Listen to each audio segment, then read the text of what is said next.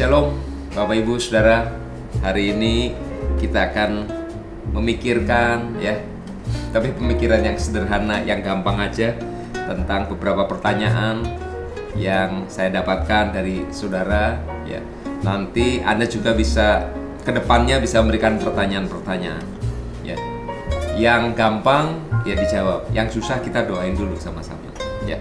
Oke, ada beberapa pertanyaan dari rekan-rekan kita saya dapatkan.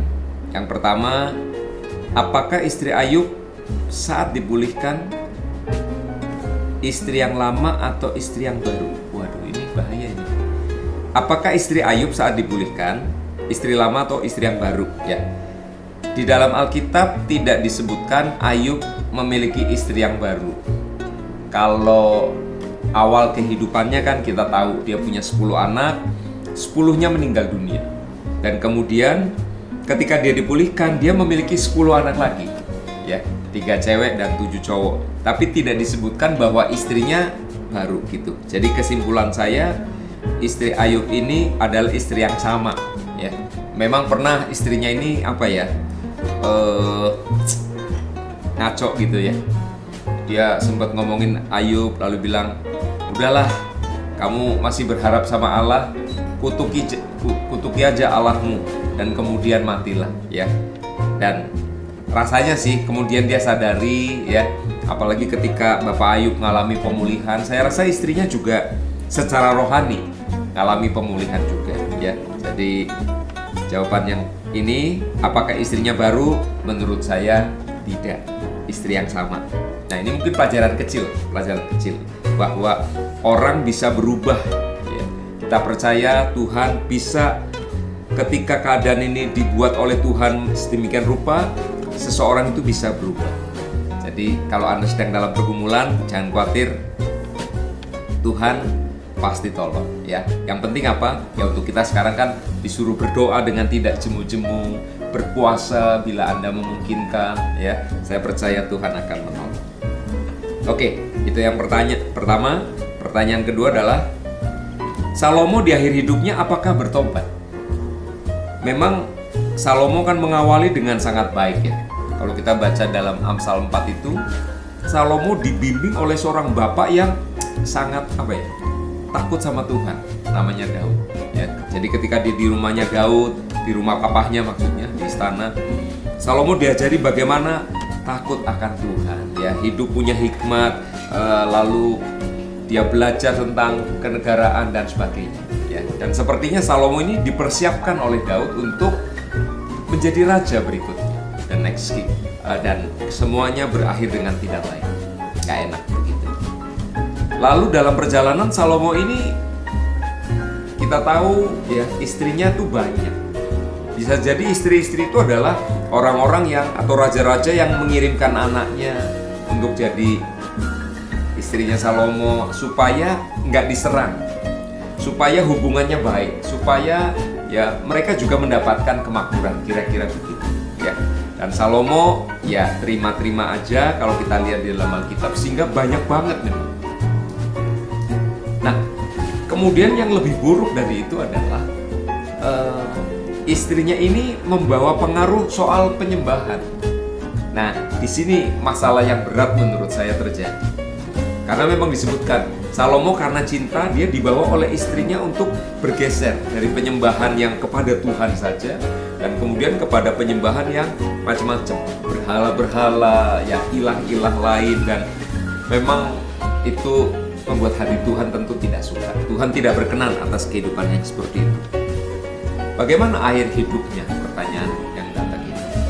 Kalau kita melihat kitab Pengkhotbah, ya, kitab Pengkhotbah itu diawali dengan sia-sia, segala sesuatu sia-sia.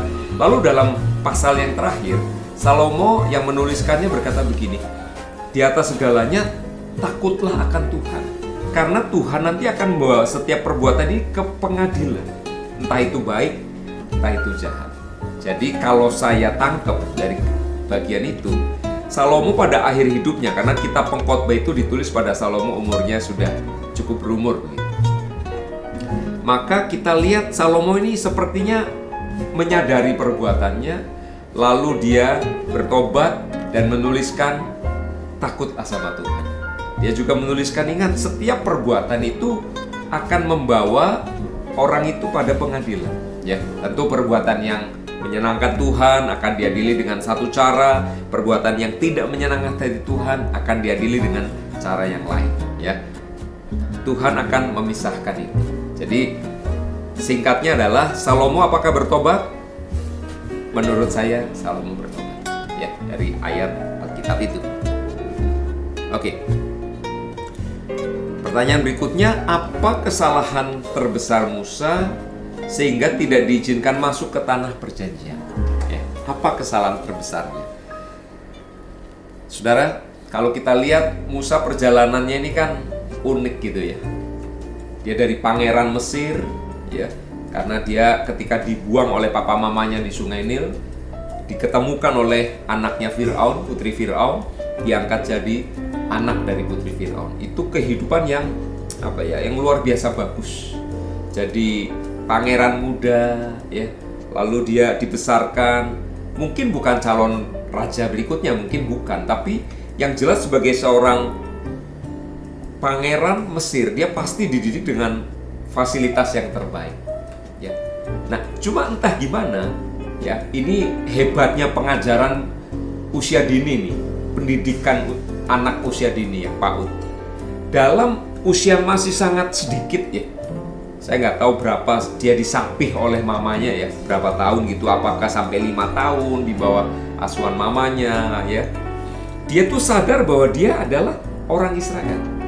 Ya, dia sadar bahwa dia berbeda dengan yang lainnya.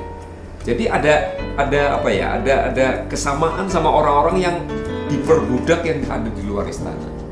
Sehingga ketika satu hari dia jalan-jalan, dia lihat ada orang Israel dianiaya, dia bela, ya, orang Mesirnya dia bunuh, dan Firaun tahu, lalu dia pergi tempat yang jauh, dan akhirnya 40 tahun dia di padang gurun Midian menggembalakan kambing domba dari mertuanya.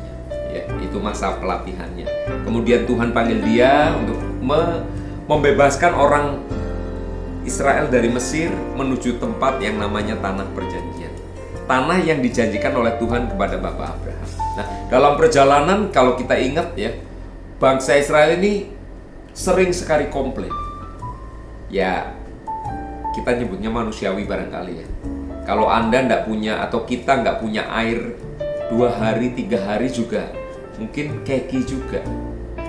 Dan kita, kebiasaan orang kan cari kambing hitam ya. Mau cari kambing hitam siapa lagi? Musa adalah orang yang paling tepat. Cari-cari gimana nih Musa? Katanya dibawa ke tanah perjanjian yang penuh dengan susu dan madu. Tapi faktanya mana?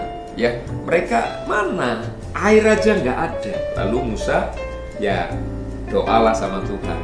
Tuhan gimana? Tuhan bilang, yang pertama ya, ketika mereka ngomong minta air, Tuhan bilang pukul batunya. Ya, Musa ambil tongkatnya, lalu dia pukul gunung batu dan keluar dari situ. Semua orang Israel minum. Di kesempatan yang lain, ketika juga orang Israel pengen minum, lalu mereka ya bersungut-sungut. Anda kalau dengar sungut-sungut kan pasti gak enak. Apalagi orang yang Anda pimpin, anak buah saudara. Coba ada yang bos di kantor gitu ya, di perusahaan Anda. Lalu anak buah saudara sungut-sungut, Anda pasti dengernya gak enak. Kalau denger gak enak akan mempengaruhi pada jiwa kita, emosi kita. Ya. Lalu Musa ditanya lagi sama Tuhan. Tuhan bilang, oke, sekarang kamu bicara sama gunung batu itu supaya airnya keluar. Suruh apa? Bicara. Ya, dia disuruh bicara. Nah, namanya orang mungkin lagi emosi, ya. Musa ambil tongkatnya karena dia mungkin ingat kejadian yang pertama. Ketika dia ngambil tongkat, dia hajar, keluar air, ya. Jadi dia disuruh bicara sama Tuhan. Bicara itu gimana sih? Mungkin kira-kira gini, bukit batu, terbukalah, keluarkan airnya, ya. Dan bukit itu akan keluar untuk akan terbelah untuk mengeluarkan airnya, ya. Kira-kira gitu. Tapi karena emosi dia lupa. Ya, jadi pertanyaannya, apa kesalahan terbesarnya Musa? Dia lupa atau tidak memperhatikan atau sedang emosi yang meluap, lalu dia ambil tongkat, lalu dia pukul kepada gunung batu. Air keluar. Mereka minum, mereka sepuas minum sepuas-puasnya. Orang Israel senang, oh ya terima kasih Pak Musa ya. Ada yang minum, taruh di jerigennya, taruh di galonnya, di bejana yang mereka miliki, lalu mereka minum. Nah sekarang masalah muncul nih kepada Bapak Musa ini. Tuhan bilang, berkatalah. Tapi dia main pukul. Ya, apa yang terjadi? Tuhan tidak berkenan sama Musa. Kalau dipikir-pikir sebetulnya beda ya, bedanya tipis. Ngomong, air keluar.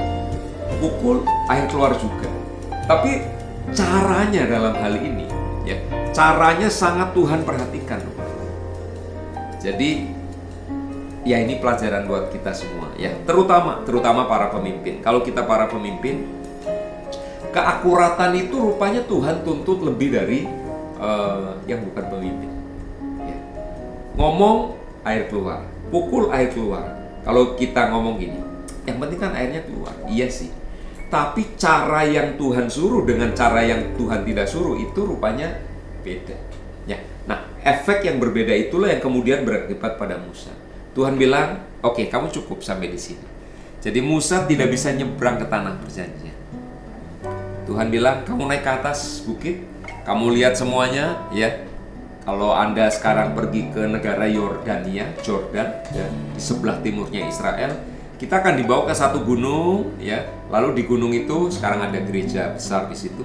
Lalu dari gunung itu kita bisa melihat ke arah tanah perjanjian ke Israel. Itulah yang dipercaya lokasi di mana Musa melihat ke tanah perjanjian. Ya, kita bisa melihat Laut Mati dan sebagainya. Apa kesalahannya Musa? Dia sebagai pemimpin tidak akurat ketika dia melakukan sesuatu yang tidak Tuhan perintahkan. Disuruh ngomong, dia pukul. Ya. Apa artinya dalam hidup saya dan saudara? Ayo kita belajar.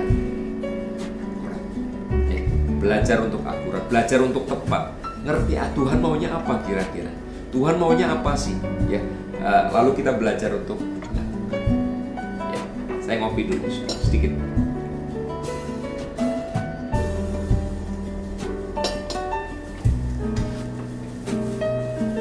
Oke. Oh ya, kalau saudara ada pertanyaan boleh disampaikan ke nomor hotline ya. Anda tahu nomornya. Kalau enggak nanti nanya sama panitia begitu. Pertanyaan berikutnya,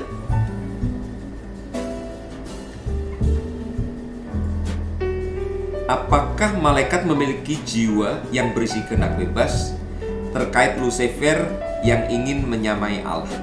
Oke. Kalau kita lihat Lucifer ya, malaikat yang ditunjuk untuk memimpin penyembahan di sorga, ya dia punya keinginan itu. Ya, dia punya keinginan. Saya baca dalam Yesaya pasal yang ke-14. Yesaya pasal yang ke-14 ayat 12, ayatnya berkata begini. Wah, engkau sudah jatuh dari langit, hai bintang timur putra fajar, engkau sudah dipecahkan dan jatuh ke bumi. Hai yang mengalahkan bangsa-bangsa, engkau yang tadinya berkata dalam hatimu, aku hendak naik ke langit, aku hendak mendirikan tahtaku mengatasi bintang-bintang Allah, dan aku hendak duduk di atas bukit pertemuan jauh di sebelah utara. Kalau melihat ayat ini, maka malaikat itu punya kehendak bebas. Ya, mereka punya kehendak dan berkata aku hendak. Jadi mereka punya kehendak bebas.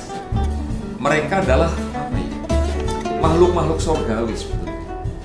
Dan ketika mereka melakukan kehendak bebasnya atau mengikuti kehendak bebasnya yang keliru, tidak sesuai dengan Tuhan, maka langsung penghukuman itu dieksekusi sama mereka.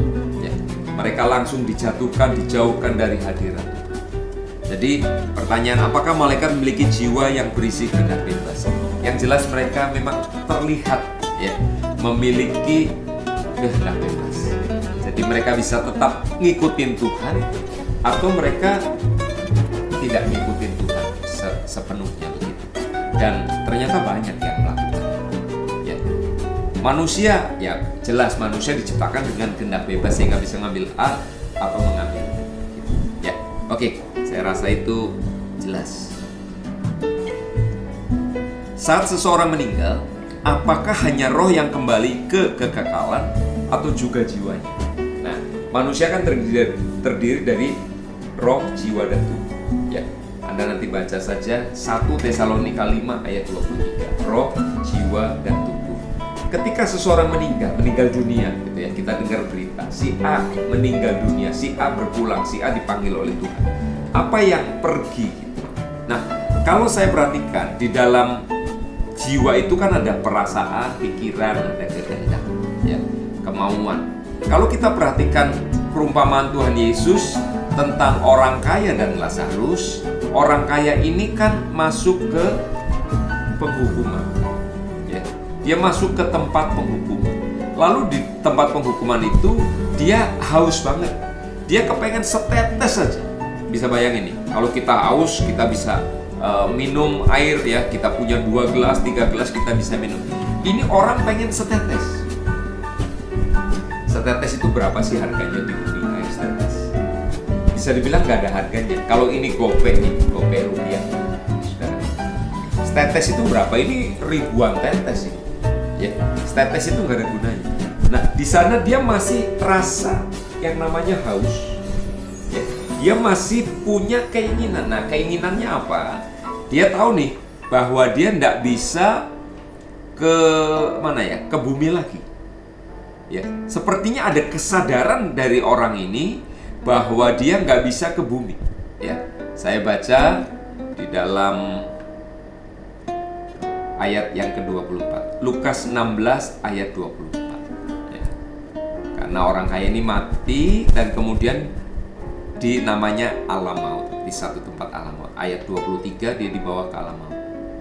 Lalu ia berseru katanya, Bapak Abraham, kasihanilah aku, suruhlah Lazarus supaya ia mencelupkan ujung jarinya ke dalam air dan menyejukkan lidahku, sebab aku kesakitan dalam nyala api.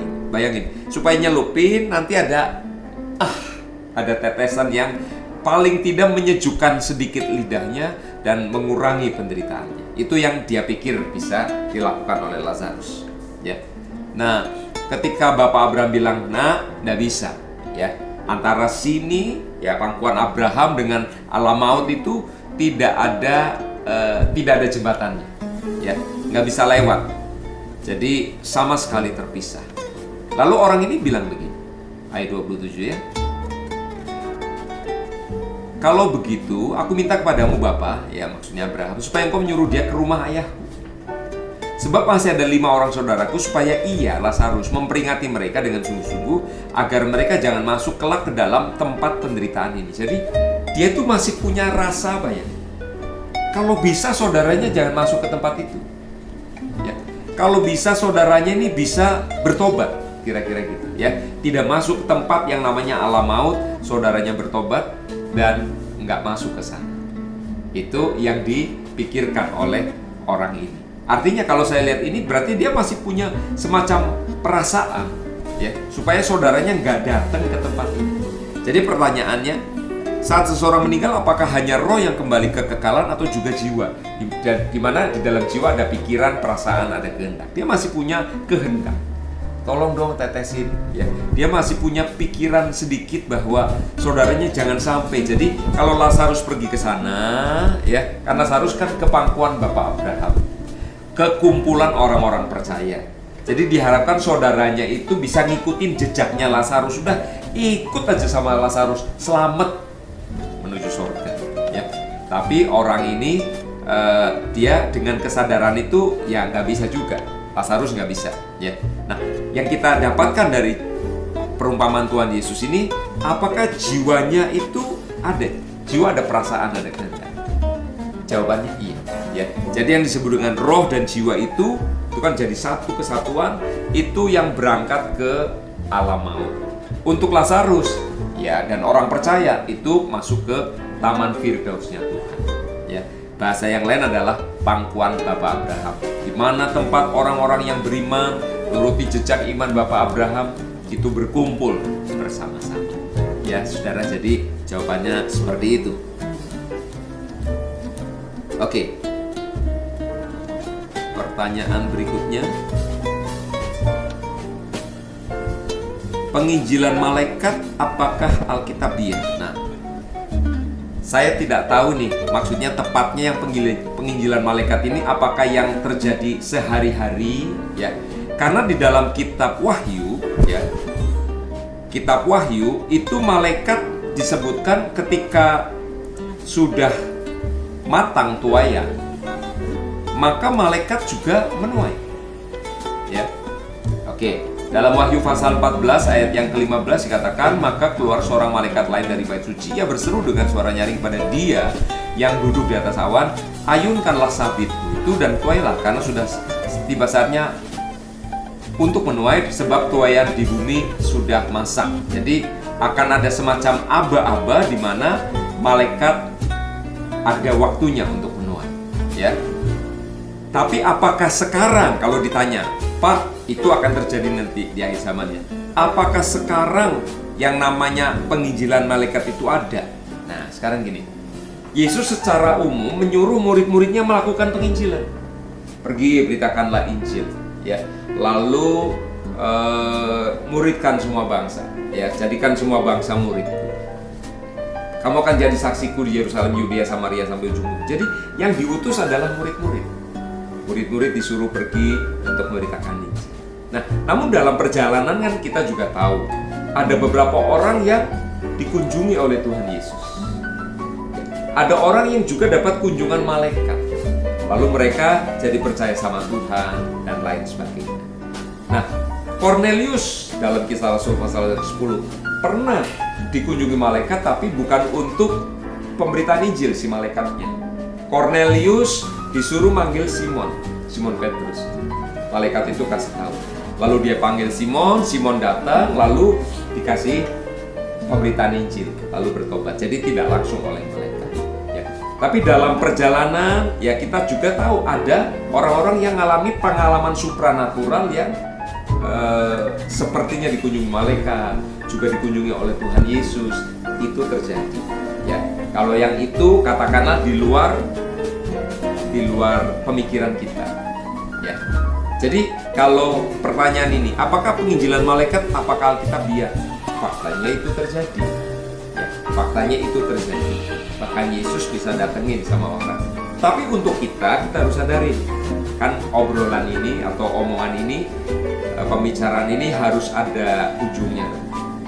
Untuk kita, Alkitab menyatakan murid-muridlah yang disuruh melakukan penginjilan.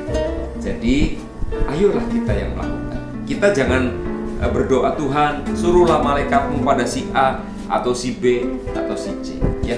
Kita yang doa, Tuhan beri saya kesempatan untuk bicara sama si A, si B, si C, ya, untuk menyampaikan berita baik tentang keselamatan. Mungkin kalau ditanya, Pak, tapi ada orang yang sangat sulit, orang yang mungkin gak terjangkau oleh orang lain, orang percaya yang lain, gimana, Pak? Ya, Tuhan punya cara, ya, Tuhan punya cara. Jadi apakah penginjilan malaikat Alkitabiah di Alkitab itu ada terjadi, ya. Nah, apakah kita sekarang hanya ngandalin malaikat? Jawabannya tidak. Kita yang harus bekerja. Jadi katakanlah begini, Tuhan nanti mengutus malaikatnya untuk pekerjaan tertentu. Tuhan juga sudah mengutus kita melalui amanat agung untuk pekerjaan tertentu yang lain, pemberitaan Injil kepada orang-orang di sekitar kita. Ya, ingat, Yerusalem, Yudea, Samaria, ujung bumi. Yerusalem, orang-orang yang paling dekat sama kita. Ayo kita belajar cerita lah. Bersaksi, bercerita pada mereka bagaimana Tuhan tolong kita, bagaimana Tuhan mengubahkan hidup kita. Lalu pada orang-orang yang dalam tanda kutip Yudea, orang-orang yang lingkarannya lebih besar lagi. Lalu Samaria, orang-orang yang bahkan belum kenal Tuhan sama sekali. Kita cerita, ya, kita nggak bilang, kamu mesti jadi Kristen ya. Nah, kita nggak bilang, tapi kita cerita apa yang Tuhan kerjakan dalam hidup kita. Dan saya percaya ketika kita cerita, itu adalah benih yang ditaburkan, ya, benih yang ditabur. Dan saya percaya ketika kita menabur benih, Tuhan akan menumbuhkan benih. Tuhan bisa melakukan segalanya, bisa. Tanpa kita, pekerjaan Tuhan akan berjalan. Tapi Tuhan minta murid-murid, yaitu gereja Tuhan, untuk melakukan pemberitaan Injil. Puji Tuhan, saya rasa itu perjumpaan kita hari ini. Saya tunggu pertanyaan saudara berikutnya dalam acara ngopi. Tuhan Yesus memberkati.